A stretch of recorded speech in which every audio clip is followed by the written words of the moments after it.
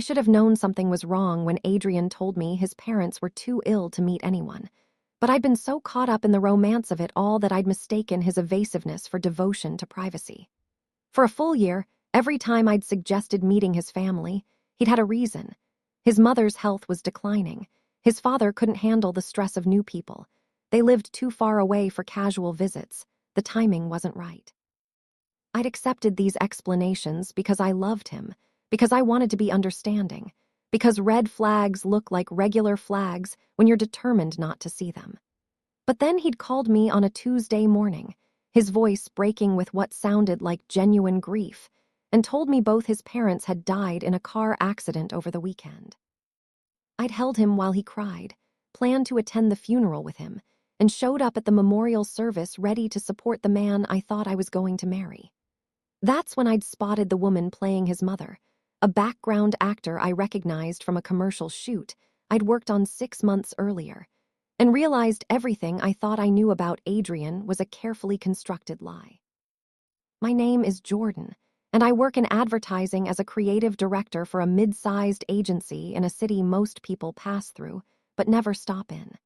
It's the kind of place that's too big to be called small town, but too regional to be truly urban, where everyone in certain industries knows everyone else, and reputation matters more than it should. I'd met Adrian at a networking event about 18 months before the fake funeral, one of those painful mixer things where people exchange business cards and pretend to be more successful than they are. He'd been charming in an understated way, working in corporate risk management for a financial services firm, wearing a suit that fit perfectly, and carrying himself with the kind of quiet confidence I'd always found attractive. Our first few dates had been promising, good conversation, shared interests in hiking and indie films, an easy rapport that suggested real compatibility. He'd been attentive without being overwhelming, interested in my work, funny in a dry way that made me feel clever for getting his jokes. By the 3rd month, we'd been exclusive. By 6 months, we'd moved in together, combining our lives in a modest apartment equidistant between our workplaces. By a year, he'd proposed over dinner at the restaurant where we'd had our first date, a romantic callback that had made me cry happy tears. But throughout all of this, his family had remained mysteriously absent. In the beginning, it hadn't seemed unusual. He'd explained that his parents lived several states away in a rural area with limited internet and phone service, that they were older and dealing with various health issues, that his relationship with them was loving but not particularly close. He'd shown me a few photos on his phone, an elderly couple in what looked like a farmhouse kitchen, grainy images that could have been anyone. When I'd suggested we visit them or invite them to visit us, he'd deflected smoothly, talking about his mother's mobility issues and his father's anxiety around travel. I'd found it a bit odd but not alarming. My own family situation was complicated. My parents had divorced acrimoniously when I was in college. My father had remarried and started a second family I barely knew. My mother had moved across the country for work. So I understood that not everyone had close family relationships. I'd actually appreciated what seemed like Adrian's independence, his ability to build a life separate from familial obligation. It had felt mature, self-sufficient, refreshing after my ex who'd been so enmeshed with his family that we couldn't make any decisions without consulting his mother. The engagement had brought renewed questions about meeting his parents. "Don't you think they'd want to meet me before the wedding?" I'd asked, and Adrian had agreed, promised he'd arrange something. But then his mother's health had taken a turn, he'd said, and the doctors had advised against visitors causing excitement or stress. I'd felt guilty for pushing, had backed off and focused on other aspects of wedding planning. We'd set a date for the following spring, started looking at venues, discussed guest lists that notably didn't include his side of the family beyond a vague, "I'll let you know numbers once I check with my parents." Looking back with the clarity that only comes after massive betrayal, I could see all the ways his story had been inconsistent. The health issues that were never specifically named, the rural location that somehow prevented modern communication, the complete absence of any other family members or childhood friends, the way he'd avoid the topic entirely for weeks, and then suddenly volunteer information as if to preempt my questions. But in the moment, I'd been focused on our relationship, on building our future together, on the thousands of small daily details that make up a shared life. I'd trusted him because you're supposed to trust the person you're planning to marry, because suspicion felt like relationship poison, because I'd wanted so badly for everything to be as simple as it appeared.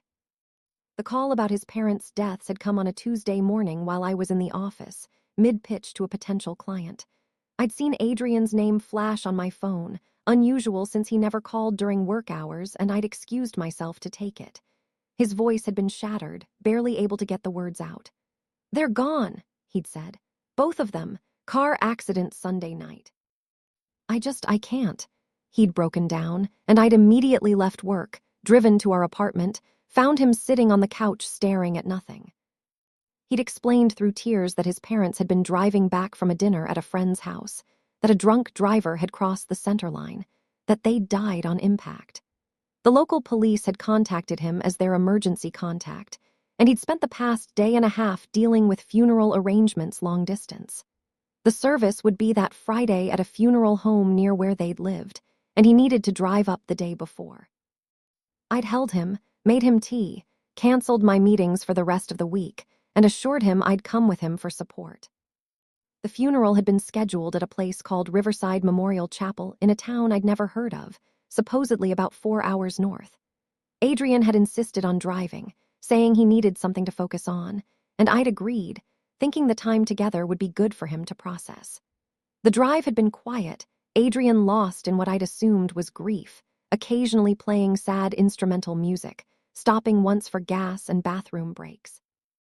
We'd arrived Thursday evening, checked into a budget hotel near the funeral home, and Adrian had gone to handle final arrangements, while I'd stayed at the hotel, not wanting to intrude on what seemed like private family business. Friday morning, we'd driven to the funeral home, a nondescript building with the generic solemnity of professional mourning spaces everywhere.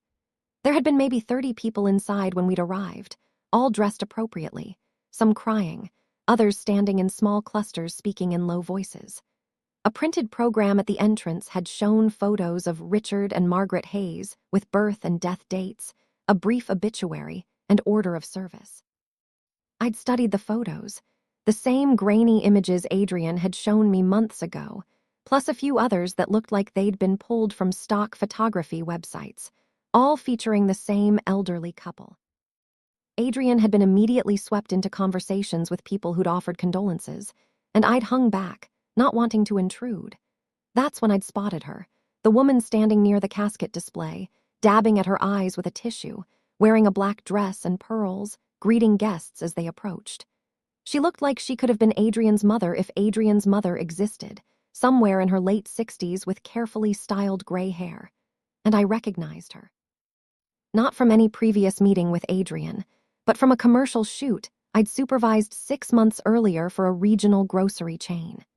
She'd been one of the background actors, playing a shopper in the produce section, and I remembered her because she'd been professional, but had complained loudly about the day rate being lower than she'd expected.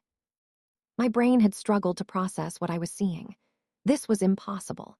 This was Adrian's mother at his mother's funeral, except it was also an actress I'd paid scale wages to pretend to buy tomatoes. I'd stood there frozen, watching her interact with mourners, playing the role of grieving widow with what I had to admit was convincing emotional authenticity. And then I'd looked more carefully at the other attendees, and I'd started recognizing more faces. Not from life, but from work. Background actors, extras, the kind of people who filled out crowd scenes and made commercials feel populated. I'd felt physically ill, a cold spreading through my chest as the reality had clicked into place. This wasn't a real funeral. These weren't real mourners. Adrian's parents hadn't died because they'd never existed, at least not in the form he'd presented them. This was all theater, an elaborate production designed to what? What possible reason could he have for faking his parents' deaths? I'd pulled out my phone with shaking hands and started taking photos, zooming in on faces, capturing the program, documenting everything while my mind raced through explanations that made sense and finding none. Adrian had approached me then, his face arranged in grief, and put his arm around me. "Come meet some people," he'd said, his voice heavy. I'd let him guide me forward, watching my own performance, the supportive fiancé appropriately solemn, while internally screaming. He'd introduced me to Aunt Carol and Uncle Jim, who'd expressed sympathy and said kind generic things about how much his parents had loved him. The aunt had been another actress I recognized, someone I'd seen in multiple background roles over the years. The uncle had been less familiar, but his performance had been wooden, like he was reading lines he hadn't quite memorized. The service itself had been mercifully brief, a generic officiant giving a generic eulogy about lives well lived and love enduring beyond death, a recording of some soft instrumental music, an invitation for people to share memories. Several actors had stood and delivered what sounded like AI-generated reminiscences, vague enough to apply to anyone, emotional enough to seem sincere.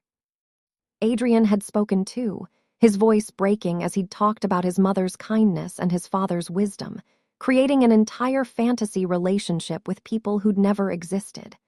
I'd watched him, this man I'd planned to marry, and felt like I was seeing a stranger. After the service, there had been a brief reception in an adjoining room, sad sandwiches and coffee, more quiet conversation. I'd excused myself to the bathroom and immediately started Googling. Riverside Memorial Chapel, plus the town name had brought up nothing. The funeral home didn't exist, at least not in any official capacity. The address we'd driven to was a rented event space that occasionally hosted memorial services, but wasn't an actual funeral business. I'd searched for obituaries, found nothing. Pulled up the local news for car accidents over the weekend, found nothing matching Adrian's story. I'd leaned against the bathroom sink, staring at my reflection, trying to understand what I was dealing with. Adrian had orchestrated an entire fake funeral, hired dozens of actors, rented a space, created programs and photos, all to maintain a lie about parents who didn't exist.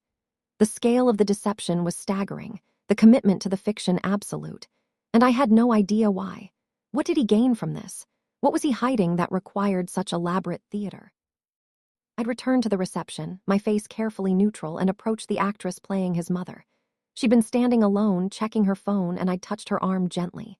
"Excuse me," I'd said, keeping my voice low and sympathetic. "I'm Jordan, Adrian's fiancé. I just wanted to say your performance today was very moving." I'd emphasized the word performance just slightly, watching for recognition. She'd looked at me, confused, then cautious. "I'm sorry," she'd said, and I'd smiled sadly. "I work in advertising. I hired you for a grocery store commercial about 6 months ago. You were great as a tomato shopper, and you're great as a grieving widow. I'm assuming this is a paid gig." The color had drained from her face. "I don't know what you're talking about," she'd said, but her voice had been uncertain, and she glanced toward Adrian across the room. "How much is he paying you?" I'd asked directly. "Because whatever it is, it's probably not worth being complicit in fraud." She'd looked panicked then, had started to walk away, but I'd followed her. "I'm not trying to get you in trouble," I'd said. "I just need to understand what's happening, please." She'd stopped, looked at me, then around the room to make sure no one was listening. "Look, I'm just doing a job," she'd said finally, her voice barely above a whisper. "I got hired through my agency for what they said was a private memorial event, day rate plus mileage.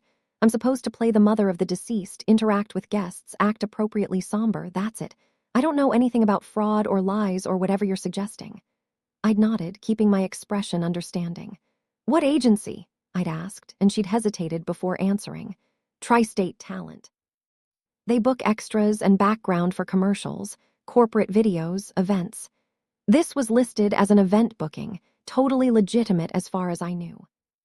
I'd thanked her and walked away, my mind cataloging information.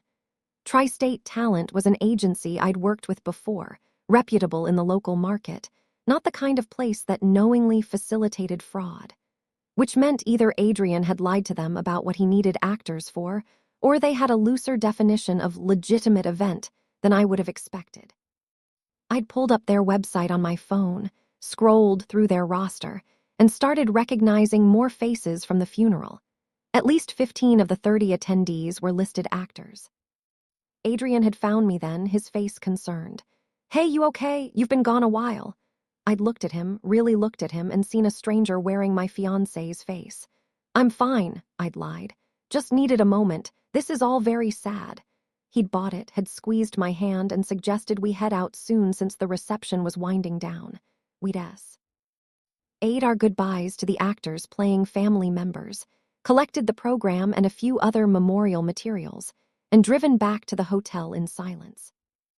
That night, while Adrian had been in the shower, I'd gone through his things. I'd never been the snooping type, had always believed privacy was important even in intimate relationships. But that belief had been shattered along with everything else I'd thought I knew. In his laptop bag, I'd found a receipt from Tri-State Talent, $8,500 for event staffing services, dated 2 weeks earlier. I'd found the contract for the venue rental. I'd found notes in his handwriting with details about the actors' roles, talking points for the eulogy, even a breakdown of how much each element of the fake funeral had cost. And then I'd found something else. A second phone, turned off, tucked into a side pocket. I'd powered it on, my hands shaking, and found it unlocked. The text messages had loaded first, and what I'd seen had made the fake funeral seem almost quaint by comparison. Messages to someone named Elise calling her baby and my love. Messages about missing her, about how hard it was to maintain the charade, about how once he secured the promotion everything would change. Photos of Adrian with this other woman, clearly intimate, clearly ongoing. I'd scrolled further, found more messages to other people. Someone asking about the documentation, needed to finalize the marriage cert. Ificate references to debts that needed to be paid off before creditors found him, mentions of his previous situation that needed to stay buried. There had been calendar entries too. Call Elise, meet with attorney Ray, dissolution, prep Jordan about parents. The level of planning, of compartmentalization, had been breathtaking in its coldness. Adrian had come out of the bathroom, seen me sitting on the bed with his secret phone, and gone completely still. Jordan, he'd said carefully, and I'd held up the phone. Who's Elise? I'd asked, my voice surprisingly steady. He'd opened his mouth, closed it, seemed to be calculating his options. I can explain, he'd finally said, the universal phrase of people who absolutely could not explain. Please do, I'd replied, crossing my arms. Start with why you need actors to play your dead parents at a fake funeral, and work your way up to who Elise is, and why you're calling her my love.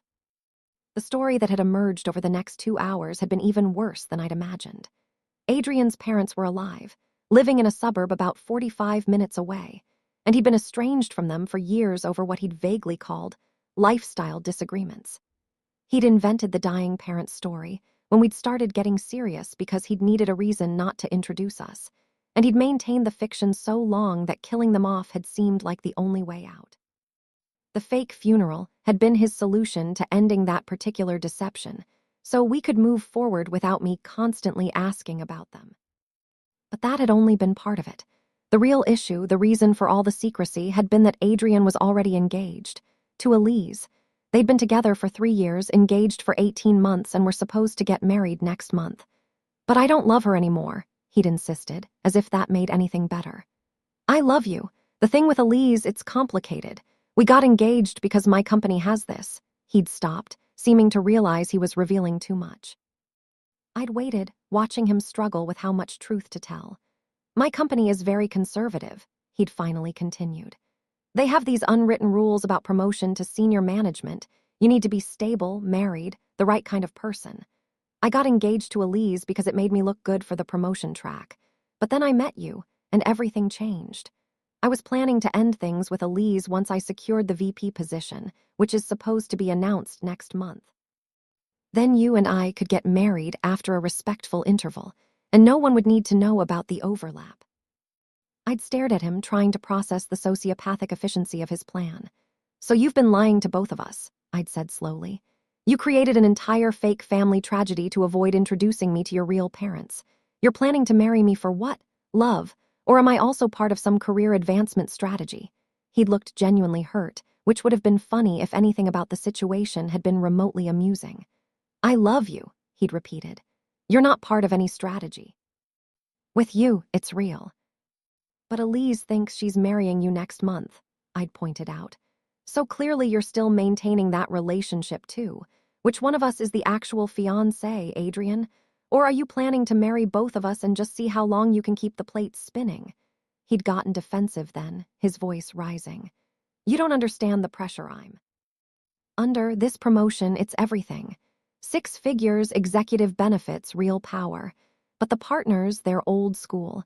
They look at your whole life, not just your work. Being engaged, being settled, it matters to them. I needed to present the right image. So you lied to everyone, I'd said. Your company, Elise me, actors you hired to play dead people. You constructed this entire false reality because you couldn't handle telling the truth. He'd tried to touch my hand, and I'd pulled away like he'd burned me. I was going to tell you, he'd said. After the promotion came through, I was going to explain everything, break things off with Elise properly, introduce you to my real parents. I just needed a little more time. I'd stood up then, started packing my bag. Where are you going? He'd asked, panic creeping into his voice. Home, I'd said. Alone, you can figure out your own ride back or maybe hire an actor to drive you. God knows you seem comfortable paying people to play roles in your life. He'd blocked the door, not physically restraining me, but making it clear he wanted me to stay. Please don't do this, he'd said. We can work through this. Every relationship has rough patches, right? This is just a rough patch, I'd interrupted, my voice sharp. Adrian, you faked your parents' deaths. You're engaged to another woman. You've been lying about literally everything. This isn't a rough patch. This is a fundamental character issue. I'd pushed past him, and he'd grabbed my arm, gently but firmly. If you leave, if you tell people what you found, you'll ruin everything, he'd said, and I'd heard the threat underneath the words. My promotion, my reputation, my life. Is that really what you want? To destroy me over this? I'd looked at his hand on my arm, then at his face, and seen clearly for the first time what I'd been too love-blind to notice before. The entitlement, the calculation, the complete absence of genuine remorse. Let go of me, I'd said quietly, and something in my voice had made him comply. I'd walked out of that hotel room, driven 4 hours through the night in a state of shock so profound that I'd barely remember the drive later, and collapsed in my apartment. Our apartment, though I'd already decided it would stop being ours immediately. Saturday morning, I'd woken from fitful sleep and done what I do best. I'd started gathering evidence. I'd printed every screenshot from Adrian's secret phone before he could remotely wipe it. I'd downloaded the photos I'd taken at the fake funeral. I'd contacted Tri-State Talent, posed as someone from Adrian's company's HR department conducting a routine background verification, and confirmed that they'd provided actors for a private memorial service at his request. I'd even gotten them to send me the roster of actors hired, complete with headshots and contact information. Then I'd started making strategic calls. First, to the officiant who'd performed the fake funeral service, a local minister I'd recognized from the program. He'd confirmed he'd been hired to perform a memorial celebration of life service. Nothing technically illegal about it, though he'd seemed uncomfortable when I'd asked about the specific details. I was told the family wanted something private and non-denominational, he'd said carefully. I provided the service they requested. I'd thanked him and asked one more question. Have you been contacted about signing any marriage licenses for Adrian Hayes recently? There'd been a long pause. I'm not comfortable discussing that, he'd said, which had told me everything I needed to know. I'd ended that call and immediately looked up marriage license requirements in our state. Found that we'd applied for our license 2 weeks earlier, had been waiting for the mandatory waiting period to expire, and were scheduled to have the officiant sign the final paperwork in 3 days. The same officiant who just performed a fake funeral for non-existent parents.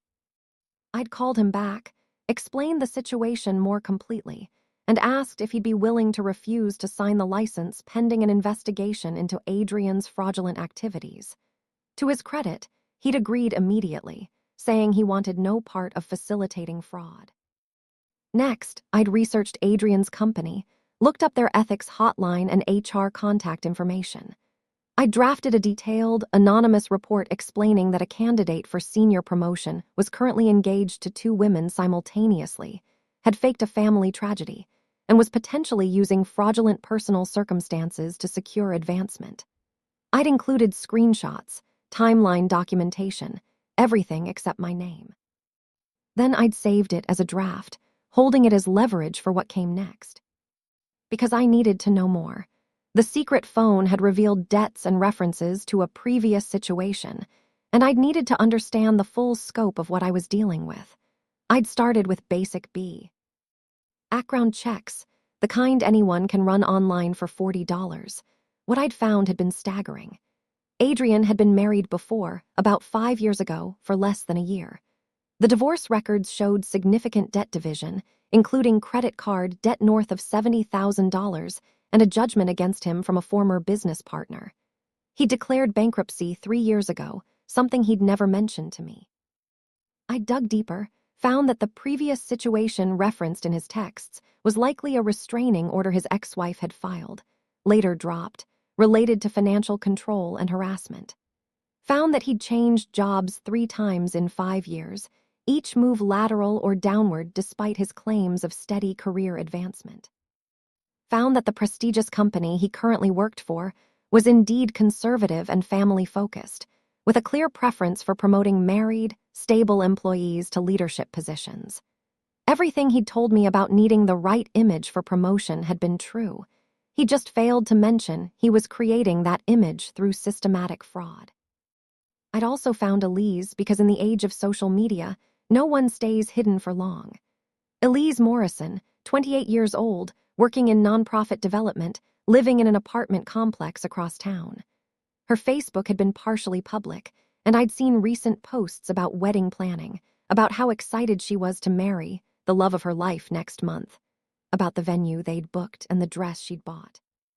She'd tagged Adrian in several posts, and I'd seen him commenting supportive things, like he wasn't simultaneously engaged to someone else.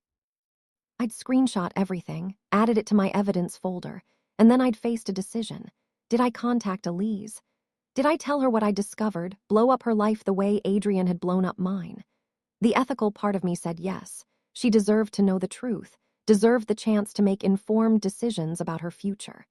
But the practical part worried about how she'd react, whether she'd believe me, whether Adrian would spin it as a jealous ex spreading lies. I'd decided to wait, to gather more information before making contact. Sunday, Adrian had tried calling repeatedly. I'd ignored every call, every text, every email. Monday morning, he'd shown up at my office looking haggard and desperate. Security had called me and I'd agreed to meet him in the lobby, public witnesses safe. "We need to talk," he'd said, and I'd crossed my arms. "I think you've said enough." He'd glanced around at the people walking through the lobby, lowered his voice. "Can we go somewhere private?" I'd shaken my head. "Whatever you need to say, you can say it here." He'd struggled visibly with that, clearly wanting to preserve his image even now. "I made mistakes," he'd finally said. "I can admit that, but Jordan, please don't do anything rash. Don't talk to my company, don't contact Elise, just let me fix this." I tilted my head, genuinely curious. "How exactly do you plan to fix lying to multiple people, faking a funeral, and committing what might be fraud? I'm really interested in your strategy here." "I'll end things with Elise," he'd said quickly. "Properly, cleanly, I'll tell my company the truth about my parents. I'll go to therapy, whatever you want. Just don't destroy my career over this, please." I'd studied his face, looking for any sign of genuine remorse rather than damage control. "Adrian," I'd said slowly, "your career isn't my problem. Your lies aren't my responsibility to manage. You made choices, and now you get to deal with consequences. That's how being an adult works." His expression had hardened then, the mask slipping. "If you send that report to my company, I'll lose everything," he'd said, voice cold. "The promotion, probably my job, my reputation. Is that what you want? To ruin my life because I made some mistakes?" I'd stepped closer, lowered my own voice. "You didn't make mistakes, Adrian. You made choices. Calculated, intentional choices over months and years. And yes, those choices deserve consequences.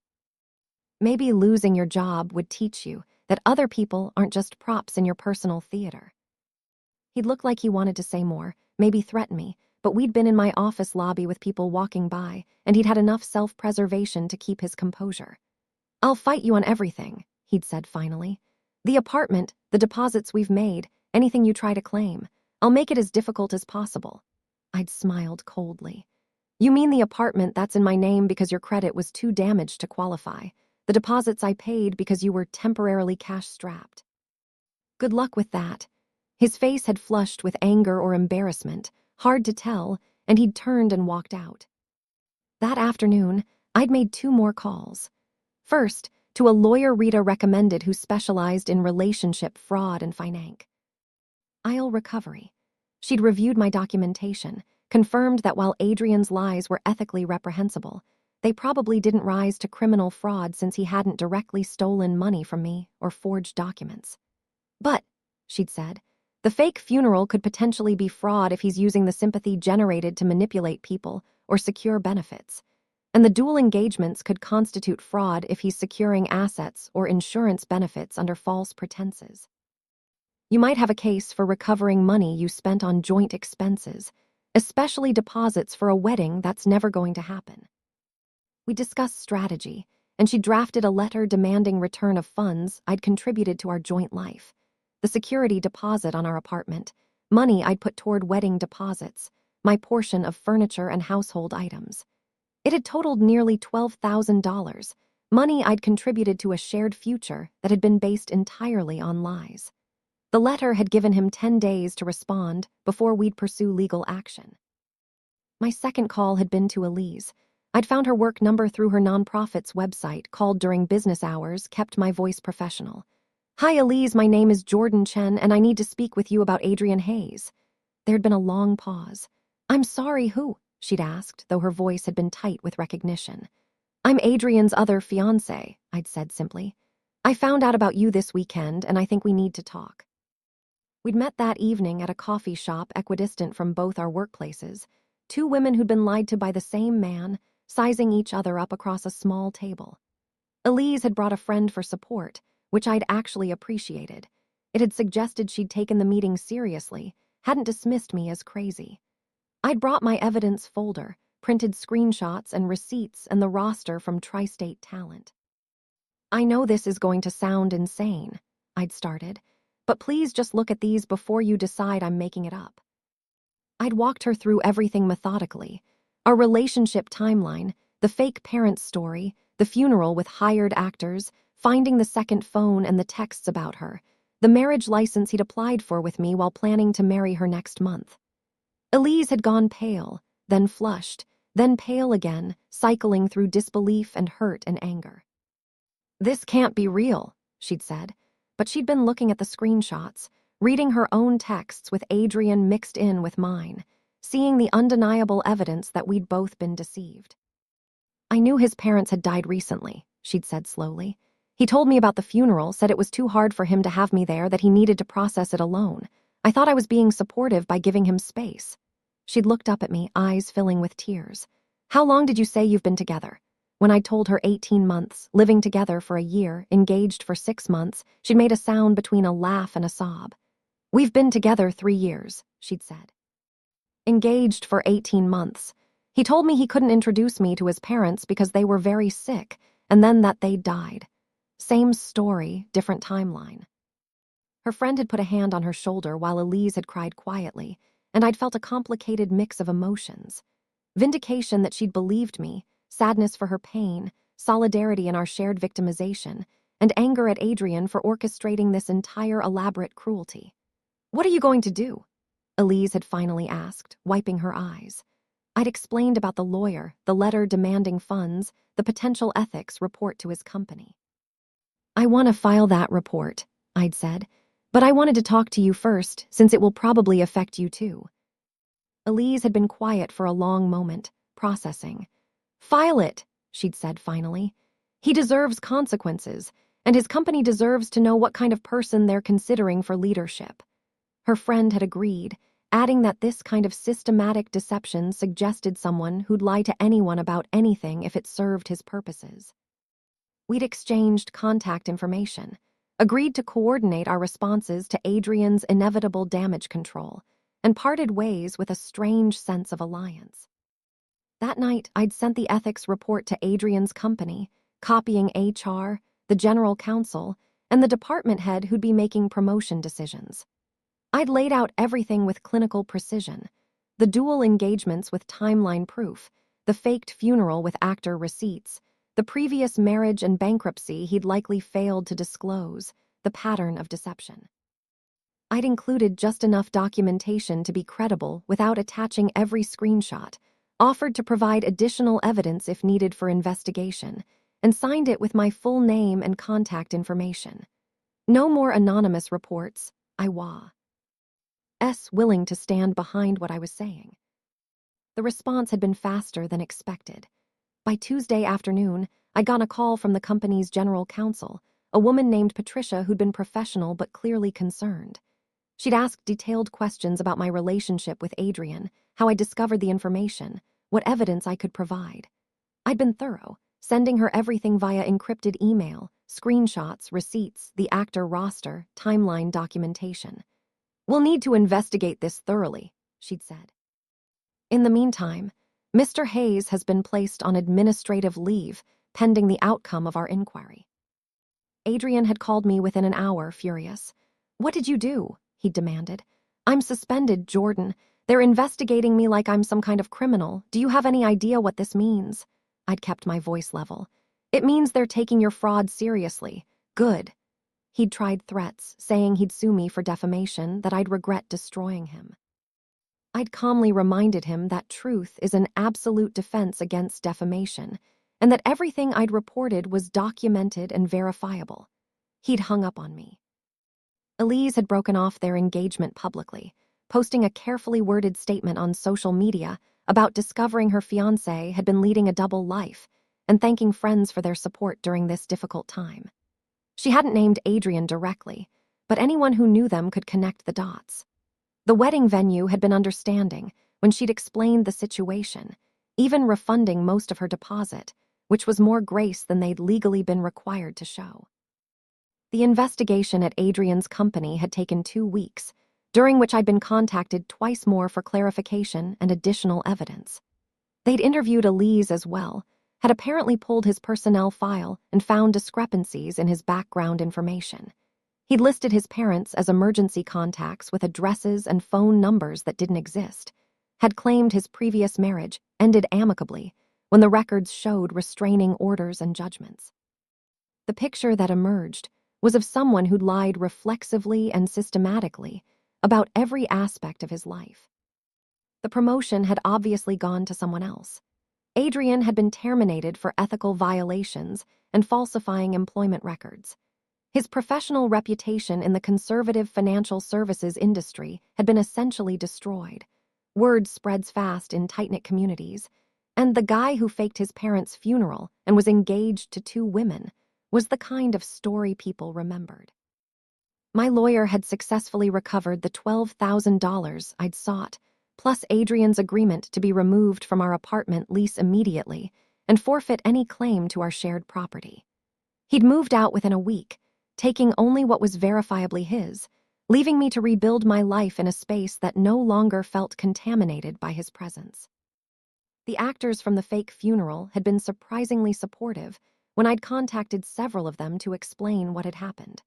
Most had been horrified to learn they'd been used to facilitate relationship fraud, and a few had even offered to provide statements if I'd needed them for legal proceedings.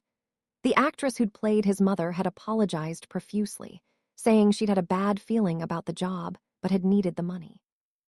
"I should have trusted my instincts," she'd said, and I'd assured her she wasn't responsible for Adrian's choices.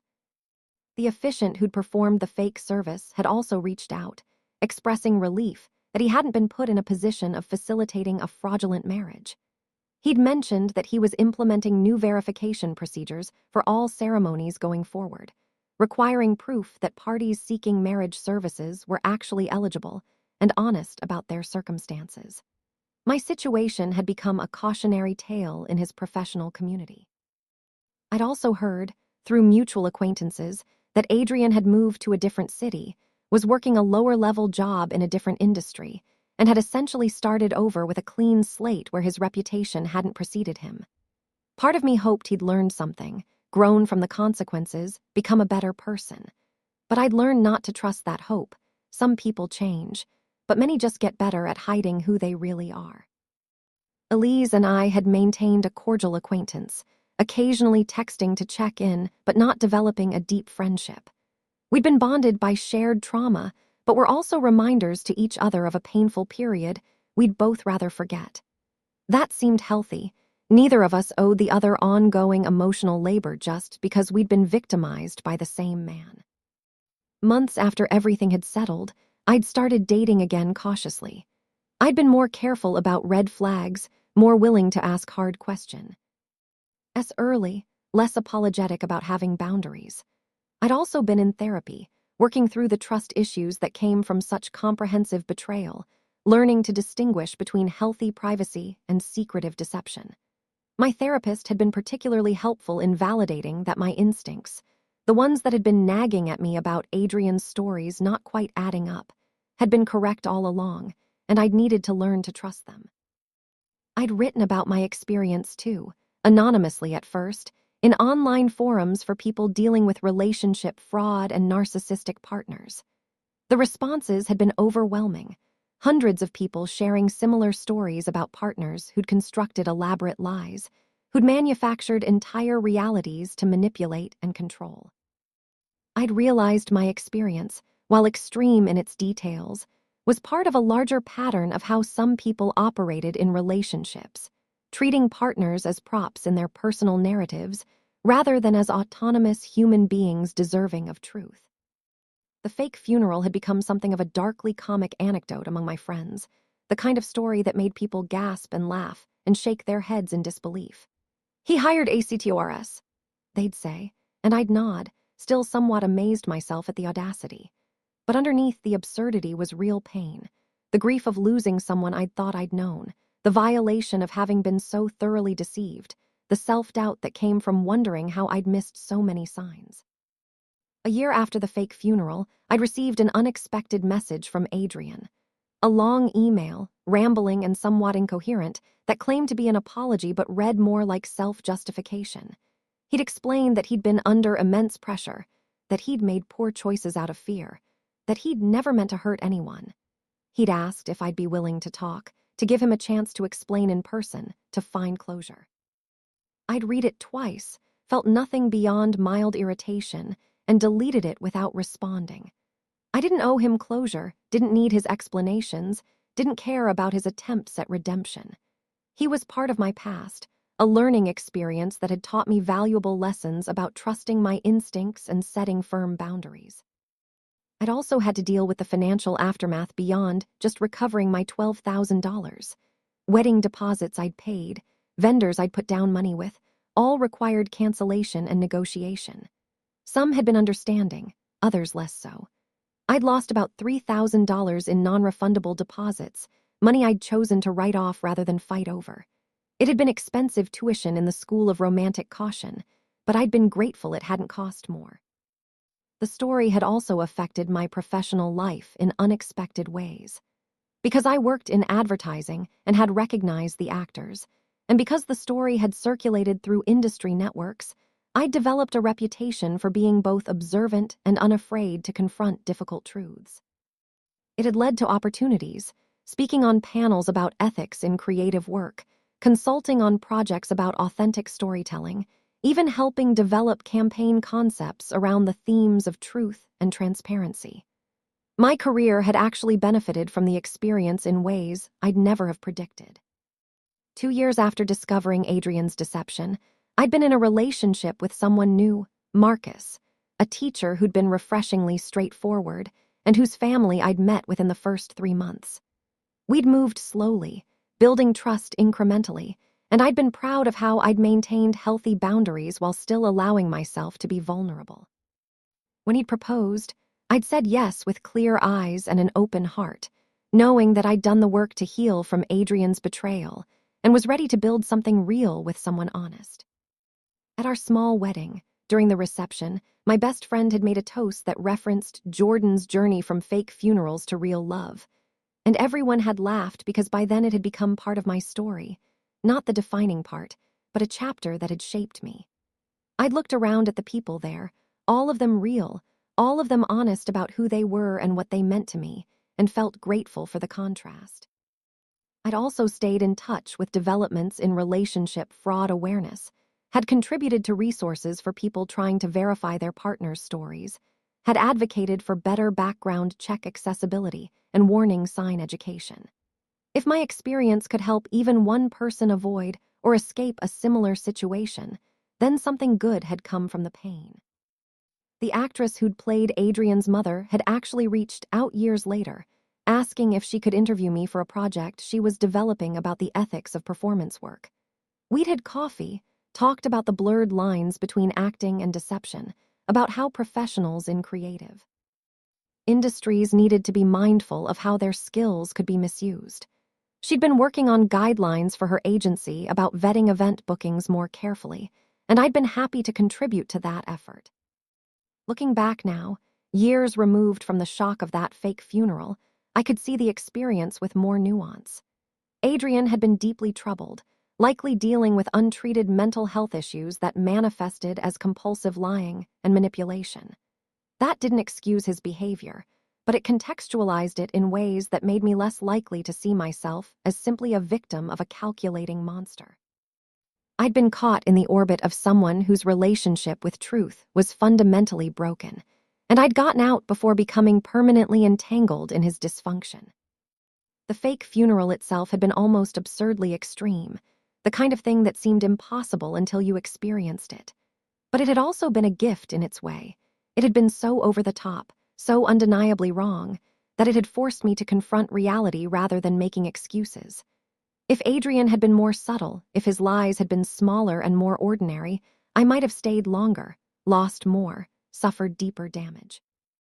The very extremity of his deception had been its own kind of mercy, shocking me out of denial and into action.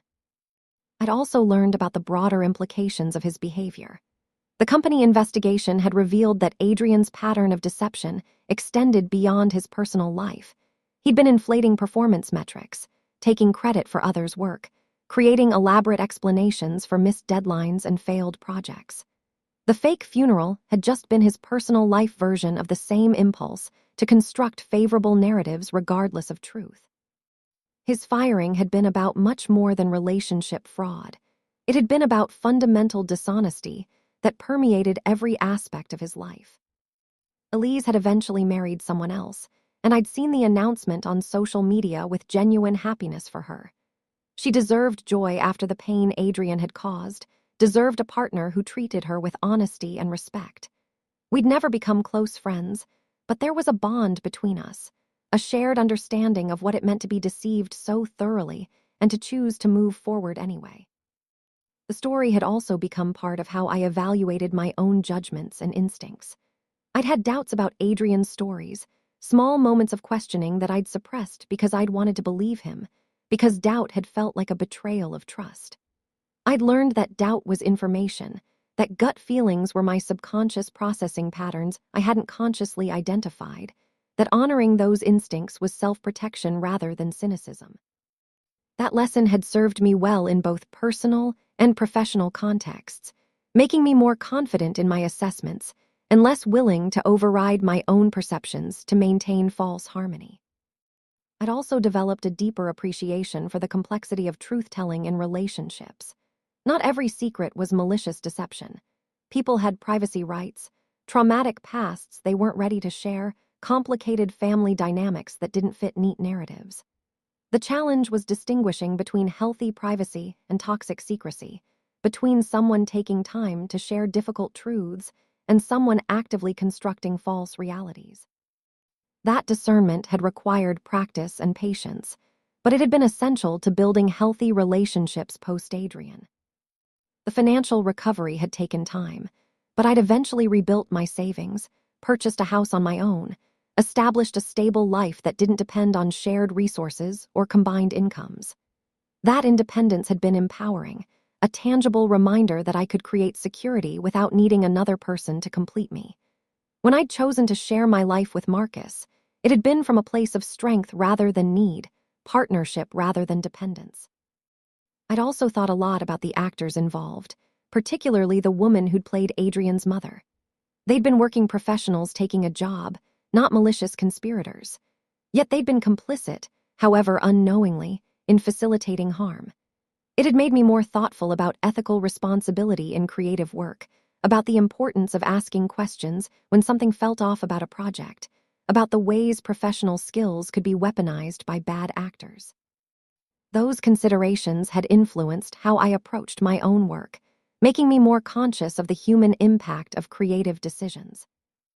The fake funeral had also revealed something about community, how quickly words spread, how people rallied around those who'd been wronged, how reputation mattered in ways that transcended individual relationships. Adrian's professional destruction had been swift because people talked, because his behavior had been so egregious that it had become legendary in cautionary ways. That had been both satisfying and sobering, a reminder that we all lived in webs of connection, where actions had ripple effects we couldn't always predict or control. Years later, when I'd tell the story, at dinner parties, to new friends, in moments of dark humor, I'd often end with a version of the same reflection. The fake funeral was terrible and traumatic, but it gave me a gift. It showed me exactly who he was in a way that was impossible to rationalize or excuse. Some people discover their partner's true nature slowly, through years of small betrayals. I got a theatrical production that made everything undeniable. In that sense, I was lucky. And I'd meant it. The pain had been real, the violation profound, the recovery difficult. But I'd emerged with clarity, boundaries, and a commitment to radical honesty in my own life that had served me well. I'd learned to value truth over comfort, reality over fantasy, authentic connection over performed perfection. Those were lessons I'd carry forever, shaped not despite the fake funeral, but because of it. The story became part of my identity, not the central part, but a significant chapter that had shaped my growth. People who knew me well understood that the woman who'd survived Adrian's deception was stronger, wiser, less naive than the woman who'd fallen for it. That transformation hadn't been easy or painless, but it had been real, and I'd been proud of it. I'd also become an advocate, in small ways, for better relationship fraud awareness. I'd shared resources about verifying identities, checking public records, trusting instincts, setting boundaries. I'd answered messages from people dealing with similar situations, offering support and validation and practical advice. If my experience could help others avoid or escape deception, if my story could serve as warning and encouragement, then it had value beyond my personal healing. The fake funeral remained, years later, the most dramatic example of deception I'd personally encountered. But I'd come to understand it as an extreme manifestation of ordinary dynamics, the ways people construct false narratives, the way we want to believe those we love, the way red flags get rationalized away until something so undeniable happens that denial becomes impossible. That understanding had made me both more compassionate toward people trapped in deceptive relationships and more committed to helping them find clarity and escape. In the end, Adrian's fake funeral had been a bizarre gift, a dramatic revelation that had forced me to see truth I'd been avoiding, to make choices I'd been postponing, to reclaim power I'd been surrendering. It had been traumatic theater that had paradoxically set me free. And while I'd never thank Adrian for what he'd done, I could acknowledge that the experience had shaped me in ways that ultimately served me well. That was perhaps the strangest outcome of all, that something so calculatedly cruel had accidentally catalyzed something genuinely transformative.